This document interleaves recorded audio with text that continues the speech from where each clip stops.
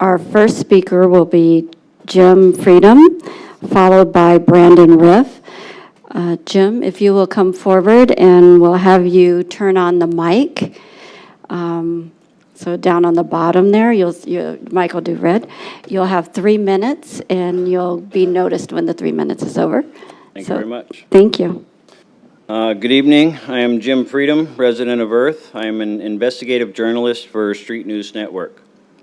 In 2023, public records should be the easiest action for a government to perform.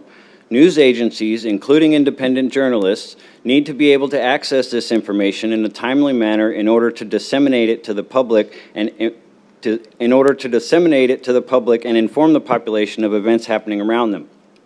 There's a reason it's mentioned specifically in historical documents, and there's a reason governments fight so adamantly to suppress it, because knowledge is power and because they have something to hide.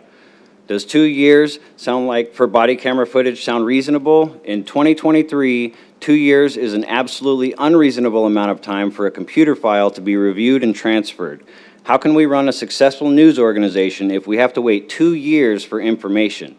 After some investigation, I've learned and have proof that the government treats me differently than it treats mainstream media when it comes to obtaining public records. This is a violation of well-established law, but it is still normal, everyday procedure.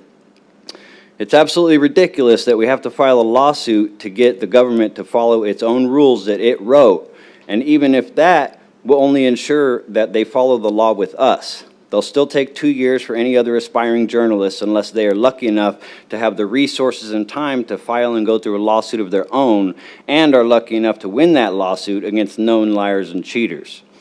Here in Gilbert, you're talking about raising the price of public records by $46 an hour for body camera footage. The taxpayers have already paid for the salary of the record specialist and all of the equipment necessary for them to do their jobs. I sure wish I could start charging my boss an extra $46 an hour on top of my salary to do my job as normal for no logical reason whatsoever.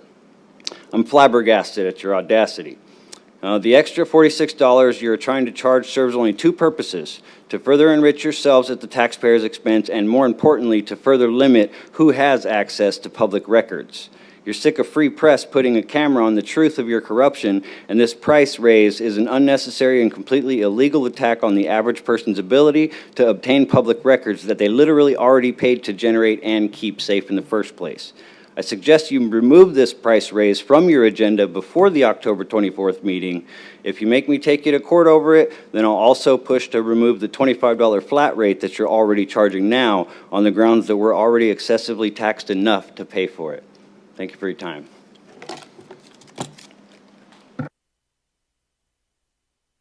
That's okay.